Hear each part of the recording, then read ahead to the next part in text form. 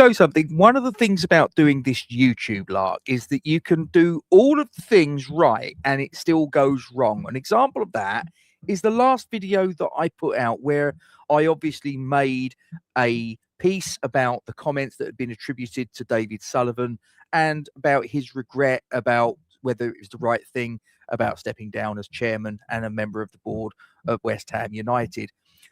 I did everything absolutely fine. I recorded that early on Saturday morning.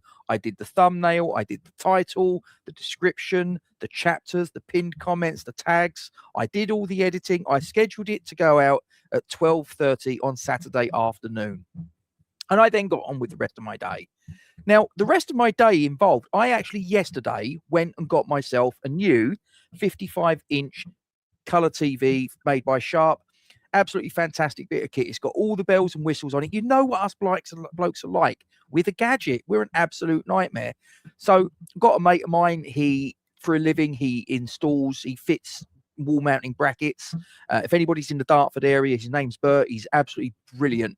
Great price, great service. If you've got any tellies in the Dartford area that you want you fitted to walls, whether it's a swivel bracket or a fixed bracket, he's your man. Get your comments in the section below. So there I was getting involved in sort of like after it had been fitted, doing all the bits and pieces, getting all the apps installed, one thing and another. And what do you know? It then got announced all of the news about Daniel Křetínský, Vanessa Gold, and the rest of the board doing what they're doing. And as far as the shareholding is concerned, which basically means that it's pretty certain once that's done that the David Sullivan era is over, gone, and we can move on to the next chapter in our illustrious history.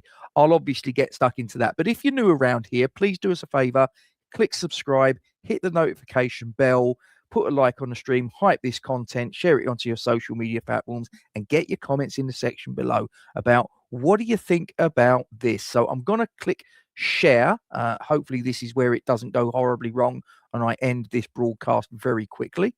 But I will press this button and hopefully you'll see it there on the screen now.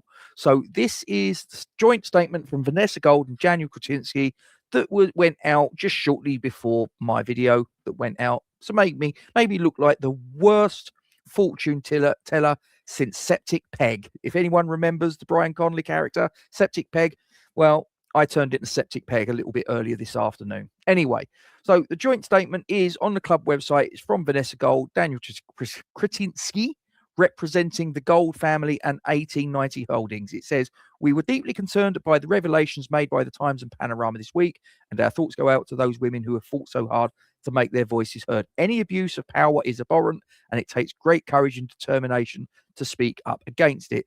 The full West Ham United board was not notified about these allegations against David Sullivan until approximately a month ago, when he informed us that certain allegations against him may be published. However, the full details of the allegations, which Mr. Sullivan denies, only became apparent when they were made public on Monday, the 8th of June.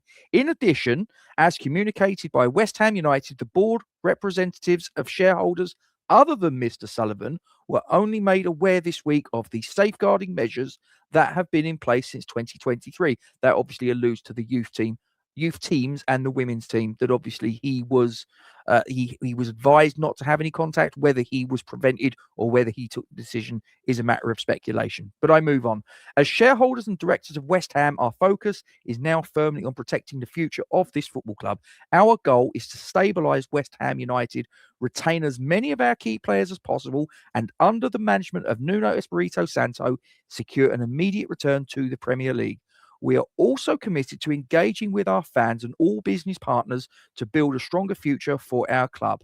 We have already taken concrete steps towards this goal. As such, we've reached an agreement, this is the key bit, on the key terms of a share purchase transaction between the Gold family and 1890 Holdings, which, subject to other shareholder preemption rights and necessary approvals, would make 1890 Holdings, that's Daniel Křetínský in other words, part of the broader group EP, the largest shareholder in West Ham with approximately a 43% stake. As the largest shareholder, Group EP will be able to provide the additional financing the club needs. We expect to finalize this transaction in the next couple of weeks. Once the agreement is complete, Group EP and the Gold family have also agreed to vote jointly on key matters. So basically, Daniel Křetínský and Vanessa Gold are a unifying force. Now, as I understand it, Vanessa will have approximately 10% of the shareholding. With Daniel's 43%, they will make up 53% of the equity in the club. So basically, this is a new dawn that's heading for West Ham United. We've got Daniel Křetínský and Vanessa Gold side by side, it would appear, according to this statement. EP and Group EP and Gold family have agreed to vote jointly on key matters to support the strategy targeting immediate return to the Premier League. Alongside Daniel Křetínský and Vanessa Gold, the other shareholders, namely Trip Smith, Daniel Harris, and Terry Brown, are fully aligned on this strategy and stabilizing the club. Now, I don't know exactly how much of the percentage of the equity that works out to. It probably works out to, between those three, probably about another 10%. But basically, that's the majority of the club now that are all pushing in the same direction. We are taking these steps because West Ham United needs to be truly united at this moment in its history. We believe that a strong coalition of fans, players, management, and the board is essential to securing the bright future this club deserves. We are absolutely committed to playing our part. Now, that for me is really good news, really positive. I was very concerned, as my previous video alluded to, that David Sullivan was making certain noises about having a bit of regret and wondering whether he'd done the wrong thing. Now, at that point in time, and as things stand right now, factually, he does have more shares of any individual within the confines of the club. He may not occupy a seat on the board of directors, but he still has a 38.8% shareholding of the equity in the company, the club.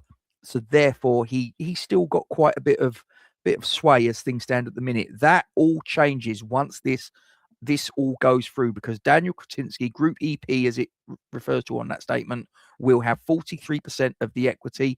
He will be working in tandem with Vanessa Gold, who has 10% of the equity.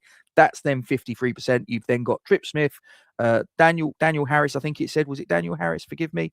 Daniel Harris and Terry Brown, the former chairman of the club, for those of a certain vintage will remember that name.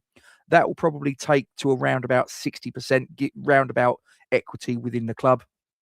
They've basically pushed David Sullivan to one side. His 38.8% shareholding in the club is now pretty much an afterthought. And any fears that I had in my last video, they've completely now, it's still got to be ratified, as I say, but once that's done, I think we're moving into new territory. And hopefully it's going to be the start of a springboard to success. The first step is promotion to the Premier League. I want to see us try and make a play for a trophy that we've never won before. Now, I know we've won the second tier of English football before in season 1980-81 when we got promoted. It was the season after we won the FA Cup in 1980. We got promoted from what was Division 2. It was called then the second tier of English football, which is now the championship in essence. Now, although we won that title, the trophy that was awarded when we won that is not the same trophy as what we would get awarded if we win the EFL Championship in the upcoming season. That trophy is steeped in history because it's the trophy that was awarded to the Football League winners up to season 1991-1992, which was the final season before the Premier League came into being. This trophy has been won by Liverpool, Manchester United, Arsenal, all of the great teams down the years, and Tottenham Hotspur. So it would be a great thing to get our hands on that trophy for the very first time. And I think we need to aim for that. And even if we don't, it's the old thing of, if you aim for the stars, you get your head above the clouds. If that's our aim, then hopefully we'll be putting ourselves onto the path back towards the Premier League.